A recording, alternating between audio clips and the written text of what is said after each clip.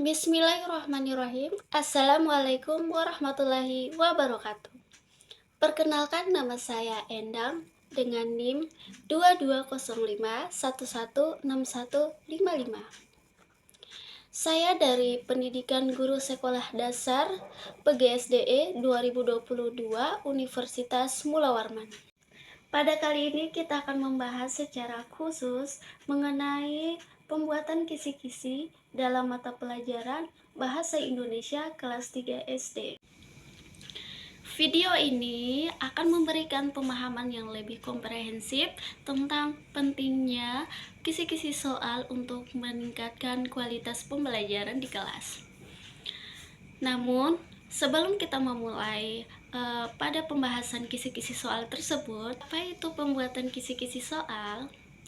Nah, jadi pembuatan kisi-kisi soal merupakan langkah awal yang krusial dalam proses evaluasi pembelajaran. Kisi-kisi soal yang baik akan menghasilkan instrumen penilaian yang valid dan reliabel. Kisi-kisi soal terbagi menjadi dua macam jenis tes. Yang pertama ada tes objektif atau formatif, kemudian ada tes subjektif atau tes sumatif. Di mana tes objektif atau tes sumatif adalah jenis penilaian yang dilakukan pada saat proses pembelajaran sedang berlangsung, dengan tujuan utama pada tes ini yaitu untuk memberikan umpan balik antara peserta didik dan guru, di mana tes ini digunakan untuk mengetahui sejauh mana peserta didik dalam memahami pembelajaran yang sedang dipelajari. Tes formatif ini bersifat diagnostik atau hasil belajarnya itu bisa digunakan sebagai proses perbaikan dalam pembelajaran. Sedangkan tes subjektif atau sumatif adalah jenis tes yang dilakukan pada suatu akhir periode, seperti akhir semester atau akhir tahun. Tujuan dari tes ini adalah untuk mengukur pencapaian belajar siswa secara keseluruhan. Untuk informasi lebih lanjut, kita langsung membahas bagaimana cara menyusun kisi-kisi soal. Tonton video ini sampai habis ya. Dalam membuat kisi-kisi soal, kita memerlukan tabel kisi-kisi untuk memudahkan kita dalam mengimplementasikan atau dalam membuat kisi-kisi soal. Di sini saya menampilkan contoh tabel yang dapat digunakan untuk membuat kisi-kisi. Di sini ada nomor, ada kompetensi dasar, hasil belajar atau indikator, kemudian kelas atau semester, matematika, materi pokok, indikator soal, dan nomor soal yang digunakan. Apa itu kompetensi dasar? Jadi, kompetensi dasar yang dimaksud di sini adalah kemampuan atau pengetahuan yang harus dikuasai oleh siswa dalam suatu mata pelajaran. Kompetensi dasar ini dirumuskan berdasarkan kurikulum Merdeka dan menjadi acuan bagi guru dalam menyusun materi pembelajaran, membuat soal, dan menilai hasil pencapaian siswa. Kemudian indikatornya ini tuh biasanya adalah tolak ukur yang digunakan untuk mengetahui apakah tujuan pembelajaran telah tercapai. Kemudian di sini ada kelas dan semester. Kelas dan semester ini adalah tingkatan guru dalam mengajar di kelas berapa, misalnya kelas 2, semester berapa, semester 2 atau semester 1. Kemudian di sini materi pokok. Jadi materi pokok ini adalah topik utama atau inti dari suatu pembelajaran. Ini adalah bagian terpenting dari suatu pelajaran yang menjadi fokus utama dalam proses belajar mengajar. Kemudian indikator soal. Indikator soal yang dimaksud ini adalah tolak ukur yang digunakan untuk mengetahui apakah suatu soal sudah sesuai dengan tujuan pembelajaran yang tepat atau belum. Di sini indikator soal biasa digunakan sebagai misalnya kita membuat kisi-kisi soal formatif, misalnya kisi-kisi soal tes formatif ini biasanya tes sumatif ini biasanya mencakup soal dua pilihan ganda, dan soal menjodohkan. Kemudian di sini ada nomor soal. Nomor soal ini dapat disesuaikan dengan berapa banyak jumlah soal yang kita gunakan dalam satu kompetensi dasar atau indikator yang kita gunakan. Nah, untuk lebih mengetahui lebih lanjut, boleh menyimak ke contoh langsung ya. Selanjutnya ini adalah contoh tabel tes formatif. Di sini saya menggunakan mata pelajaran Bahasa Indonesia kelas 3 SD semester 1 dan semester 2. Dapat dilihat kompetensi dasarnya di sini peserta didik mampu membaca dongeng dengan lafal dan intonasi yang tepat. Dengan hasil belajar atau indikator, peserta didik dapat memahami isi dongeng dan menjawab pertanyaan tentang tokoh, peristiwa, dan pesan moral. Tadi kelas 3 semester 1 dengan materi pokok membaca dongeng. Indikator soal 2 pilihan, nomor soal 1.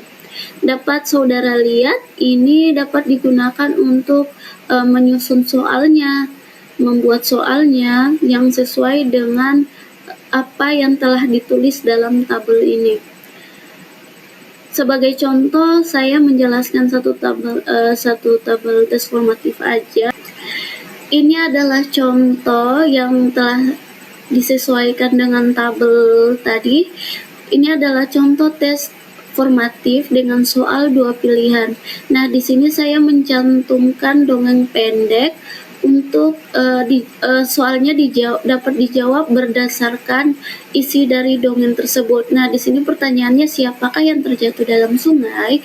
Nah, apakah merpati atau semut? Nah, jawabannya semut. Karena yang ada di sini ceritanya yang terjatuh ke dalam sungai itu adalah semut. Nah, kemudian soal nomor 2. Soal nomor 2 ini adalah melengkapi kata yang tepat dalam puisi, dalam susunan puisi. Nah, di sini ada puisi singkat yaitu Kebunku sangat indah, penuh dengan warna-warni. Ada bunga yang berwarna merah merona dan ada kupu-kupu hinggap di titik-titik yang harum. Aku suka bermain di kebun bersama teman-teman sekalian. Nah, jadi kata yang tepat untuk melengkapi baris ketiga itu adalah apa? Nah, di sini ada bunga dan ada batu. Nah, jawaban yang benar yang mana? Nah, jawaban yang benar itu dapat disesuaikan dan dapat dilihat dari apa kata yang tepat dalam melengkapi kalimat titik-titik tersebut. Nah, di sini jawabannya adalah bunga. Selanjutnya, soal pilihan ganda. Nah, tujuan membuat kisi-kisi soal pilihan ganda ini biasanya memastikan validitas soal. Jadi, setiap soal yang dibuat harus sesuai dengan materi yang diajarkan dan kompetensi yang ingin dicapai. Kemudian, meningkatkan objektivitas penilaian dengan kisi-kisi memberikan pedoman yang jelas dalam penilaian sehingga mengurangi kemungkinan terjadinya subjektivitas.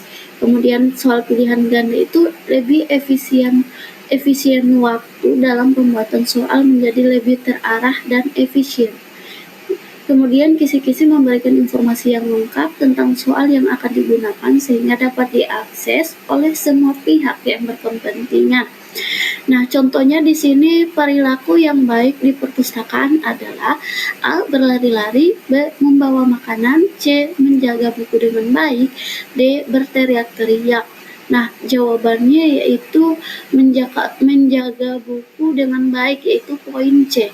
Nah, selanjutnya, jika kita membuang sampah sembarangan di taman, apa yang akan terjadi? Nah, A. Taman menjadi bersih, B. Taman menjadi indah, C. Taman menjadi kotor, dan D. Taman menjadi ramai. Nah, jawabannya adalah poin C. Taman menjadi kotor. Karena apa? Karena membuang sampah sembarangan di taman pastinya akan merusak pemandangan. Apa? Karena membuang sampah sembarangan di taman pastinya akan merusak pemandangan dan mengotori. Bentuk soal objektif atau formatif dalam jenis soal menjodohkan. Nah, soal menjodohkan ini adalah jenis soal yang menguji kemampuan siswa dalam menghubungkan dua hal yang berkaitan. Soal ini biasanya disajikan dalam bentuk dua kolom, di mana siswa harus mencocokkan item dari satu kolom dengan item yang sesuai di kolom lainnya. Nah, dapat dilihat dari contoh soal yang ditampilkan. Contohnya di sini melengkapi gambar dengan anggota keluarga dalam bentuk kalimat yang cocok. Misalnya di sini ayah. Di sini aturannya dalam menghubungkan itu dengan menarik garis untuk menyesuaikan antara gambar dan kalimat dari anggota keluarga tersebut. Nah, di sini misalnya ayah, kemudian anak laki-laki kan belum sesuai. Nah, tugasnya peserta didik adalah menyesuaikan antara gambar dan dalam tabel anggota keluarga ini. Selanjutnya, menjodohkan kalimat yang sesuai dengan menarik garis. Nah, di sini ada nilai-nilai keluarga dan tindakan yang mencerminkan. Nah, di sini peserta didik akan menghubungkan antara nilai-nilai keluarga dan tindakan yang mencerminkan, sehingga menjadi suatu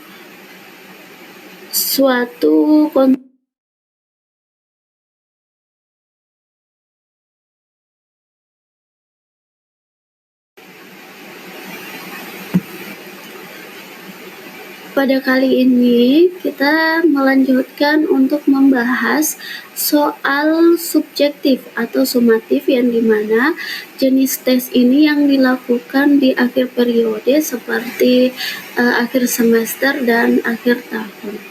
Nah, contoh yang dapat saya tampilkan di sini adalah soal uraian terstruktur, yang dimana soal uraian terstruktur adalah jenis soal yang menuntut siswa untuk memberikan jawaban secara lengkap dan sistematis, tidak seperti soal pilihan ganda atau menjodohkan yang hanya membutuhkan jawaban singkat.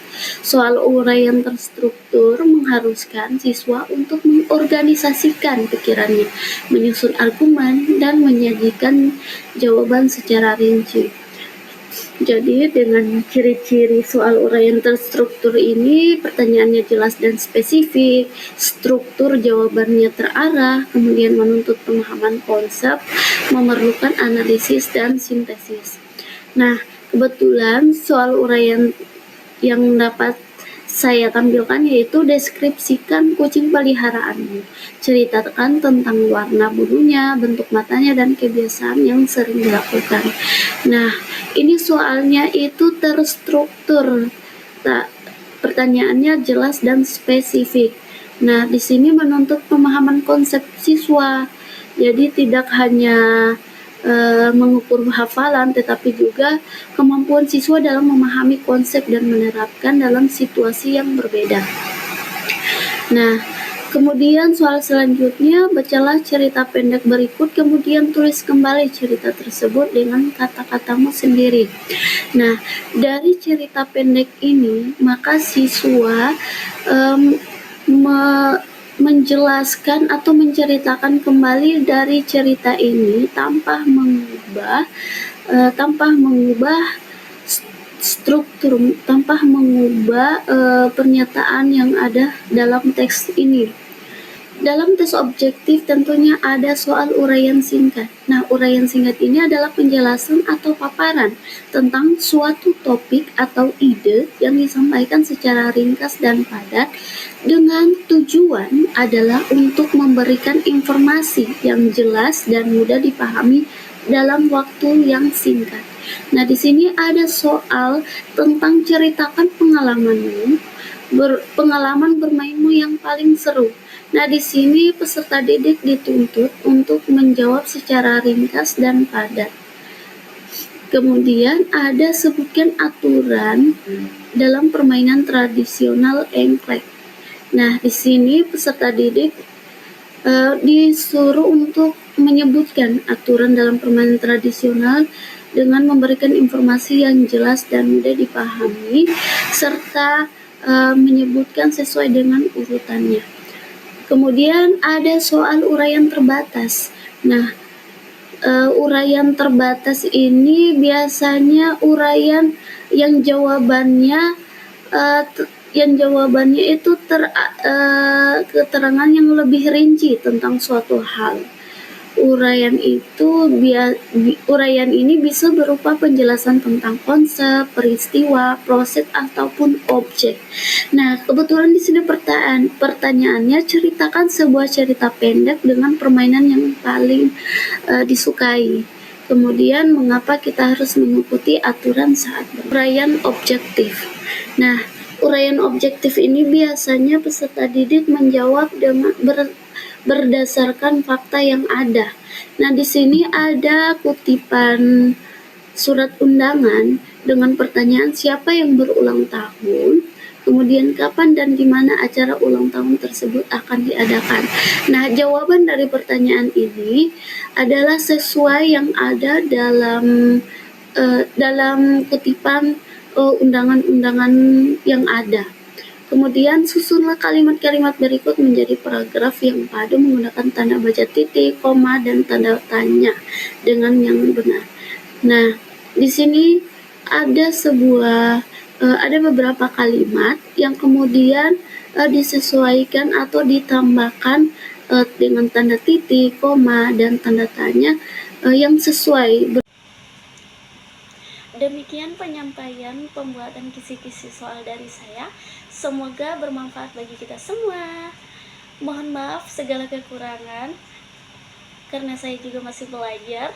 Dengan akhir kata, wabillahi taufiq wal hidayah. Wassalamualaikum warahmatullahi wabarakatuh. Dadah.